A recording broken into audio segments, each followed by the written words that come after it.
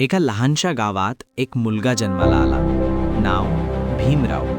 गरिबी, अपमान, अस्पृश्यतेचे घाव हेच त्याचं बालपण होतं. शाळेत बसायला जागा नव्हती, पाणी प्यायला परवानगी नव्हती आणि स्वप्न पाहायला कुणी थांबवू शकत नव्हतं.